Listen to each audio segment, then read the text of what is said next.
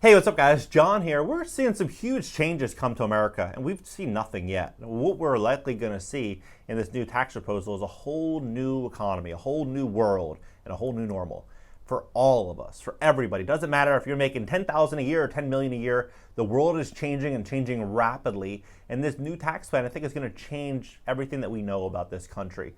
For me, what I've always appreciated and loved about this country is if you go to any restaurant or you go to any business, there's always people from different parts of the world here, right? That, they either recruited talent from India, they've got some great engineers, great doctors, brought people in from Mexico, right? Brought people in from the Philippines, China, Russia, all over the world came to America, all in hopes of just achieving the American dream, which is, a really good business, a great house, a strong family, sending their kids to college, giving them opportunities that they never had.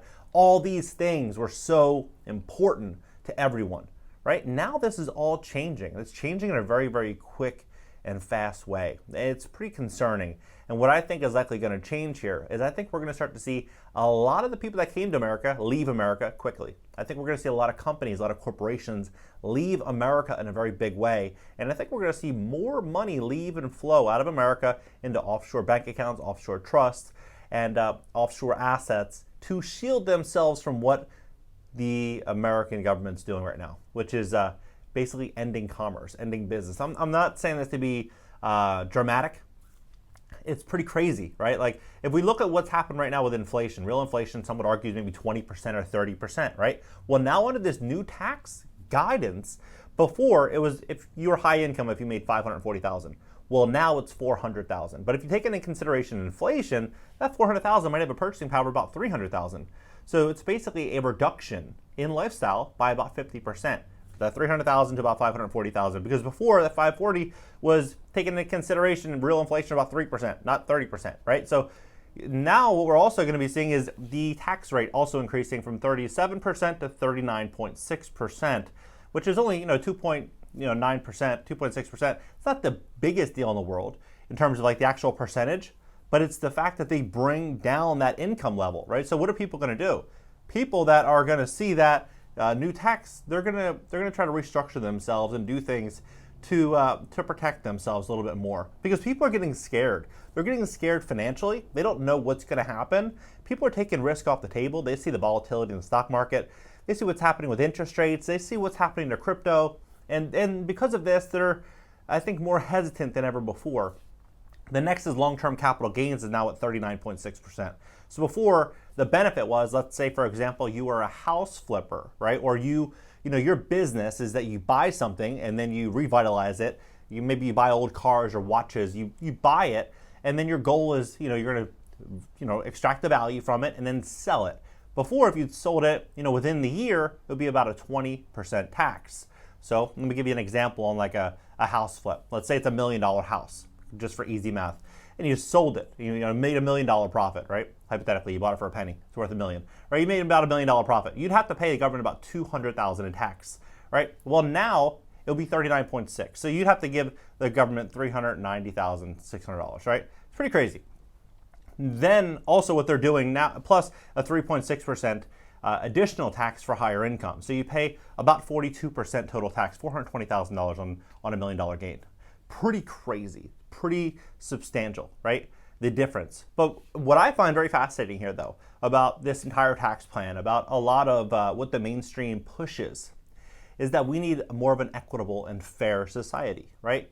And I agree in a lot of that. Like, I believe that, right now we're seeing the erosion of the middle class, we're seeing the erosion of opportunities, right? No one can deny that. But we have to also understand that the same erosion that's occurring is also, the solution is being determined by the entity that's also instilling the erosion, right? And so what does this look like? Does this look like it's going to equate to a more fair and just situation for the majority? Or is all this equity and power going to be given to that entity, and then at the end, very, very little opportunity is going to be offered to the masses, right? Because we will all basically be in a place of desperation. That's the big thing, because what capitalism does, what opportunity does, is that it pays you based on your value. So in the event that you are a hardworking, immigrant that came here from America, or, overseas to America, you are paid based on how hard you're working, the equity that you put in, the value that you contributed. But when you are taxed aggressively by supplying value to the economy, by bringing real value to the marketplace, why would people take the chance and risk that? Because there's a lot of risk with doing all entrepreneurial endeavors. Not everything's going to work out. Most small businesses fail, right? And so why would you take all that risk? Then you lose all the reward, right? That's what we're seeing. We're seeing this all get pulled away. There's also like there's a lifetime gift exclusion. Before it was $12 million. So let's say hypothetically, I'm worth $12 million, and I wanted to leave my $12 million nest egg to my daughter. I don't even have a daughter, but like to my daughter, right? Let's say that. And at the end, if I gave that $12 million, I would be taxed heavily, extremely heavily. Before, I would be okay to do that. It would be completely fine. I'm allowed to do it. Now it's a $5 million exclusion. So I would only be able to gift $5 million. So now we take into consideration the inflation problem again. The inflation problem at 30%, many would argue, what would that really equate to 5 years down the line, 10 years down the line? Because we know $12 million 10 years ago probably has purchasing power of $50 million today, right? Or something in that realm, $30 million purchasing power. But $5 million today, what would that be worth 5 years from now, 10 years from now? Probably less than $1 million, right? Or in that range. It's going to be worth very little, right? And so we take this into consideration that they're stopping the ability of capital flowing from businesses, from capitalists, from people that are creating value in society and the economy for the general good of creating opportunity and employment for people. It's all going out the window. It's pretty astonishing. Next is corporate tax rate. They're increasing from 21% to 28%. So if you are, let's say, a C Corp, or you're making millions and millions of dollars, your taxes are going to go up by 33%. 33%, pretty substantial. Next is a 1031 exchange. If you don't know what this is, 1031 exchanges, I think, are very misunderstood. A lot of people don't understand how it works and what it really is. A 1031 exchange is a way in which a real estate investor could buy a property, let's say, for example, a 10-unit apartment building, and they buy it for, easy math, $1 million, right? They buy it for $1 million, they paint it, they do some things, maybe they put $100,000 into it, they sell the property for another property of like kind, so like another apartment building. Let's say they sell it for $2.1 million and the gain is $1 million, right? Before, you would be able to simply just say, okay, I'm gonna go buy another multi-family apartment for $2.5 million, I'm gonna roll all the gains into that property, I'm not gonna pay any tax.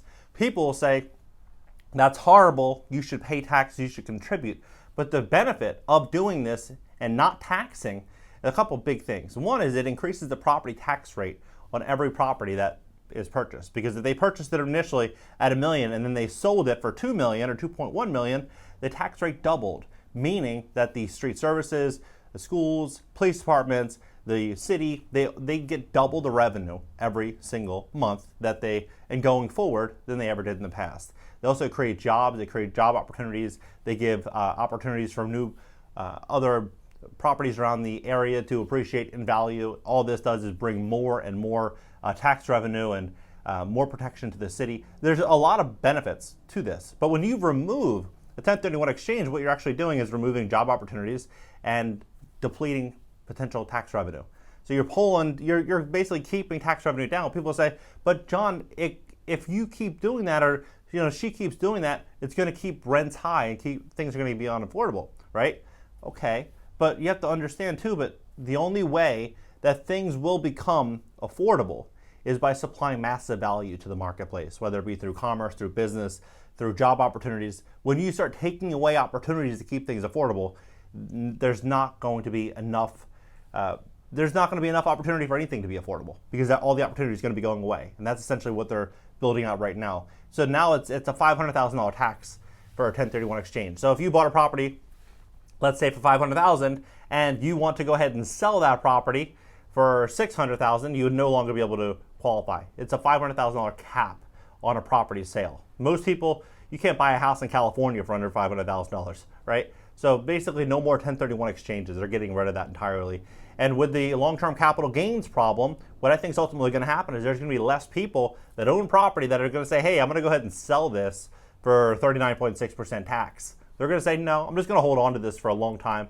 And then hopefully, the next administration isn't taking this stance, and I'll be able to sell the property later. So there's going to be less supply available for sale, which is also not going to be good for the city. It's not going to be good for realtors. It's not going to be good for escrow officers and title reps and contractors and all these people that are heavily dependent on the housing industry.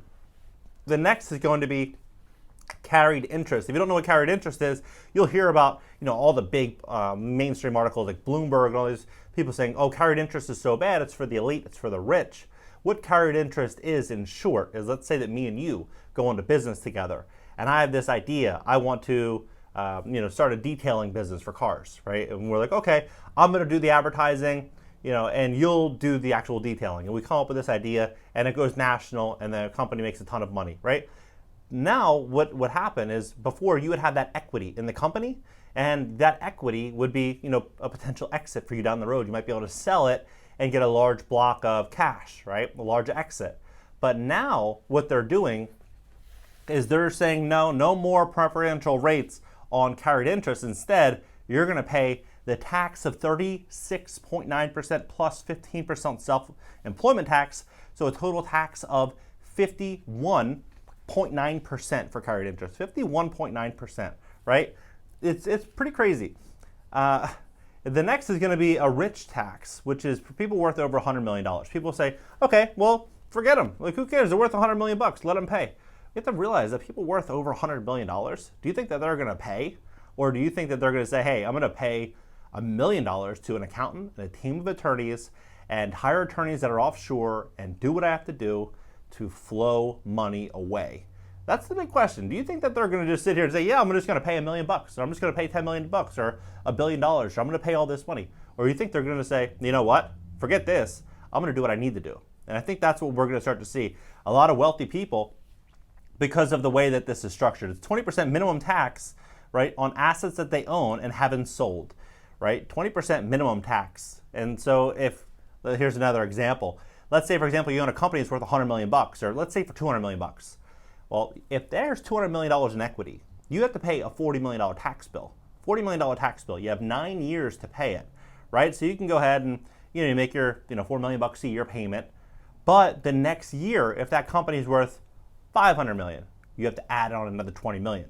If it's worth $600 million, you got to add on another $40 million, right? So you have to keep adding on these taxes, and if you don't have the money on hand, you have to take out a loan against your company, sell equity in the company, or exit the company entirely, right? What I think we're likely seeing here is we're seeing this crazy, crazy relationship that's occurring between, the real elite and like everyone else. When I say real elite, I mean like 0.0001%. Not the the guy driving a Bentley making $500,000 a year. That guy's like a middle class in reality to like the real elite. The real elite's like the Bezos and the Musk and those people. Like those people, they're not going to just sit here and cut a fat check. What they're going to do is outsource job opportunities.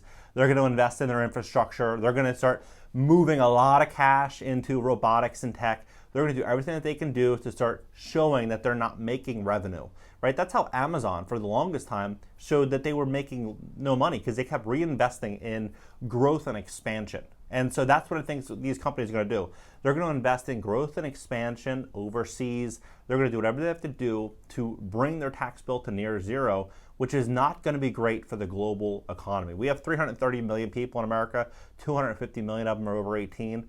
Think about what this means right now. We step into a 30% inflation, and you're stripping away job opportunities, all while instilling this new technological innovation, this new fourth industrial revolution. This is not good. This is not a good situation, and I don't think this helps anyone. If they really wanted to help, looking at this from both sides of the coin, if they really wanted to help, they wouldn't, build out a dependence type of society. They would look at how people can create value and how the government can kind of move aside and let capitalism work, let opportunities flourish across the board. They should act more as a referee to the game rather than the quarterback of both teams. And this is what's ultimately happening. We're stepping into this massive problem in America. I think it's the biggest problem we've ever had in this country. And I think that we're heading into a big problem. But what do you think? Drop your comments below. Hit the like button. Subscribe here. Also subscribe on my second YouTube channel. It's going to be a podcast and interactive show this week. And LinkedIn, Twitter, Instagram, everything's in the banner. I'll catch you guys later.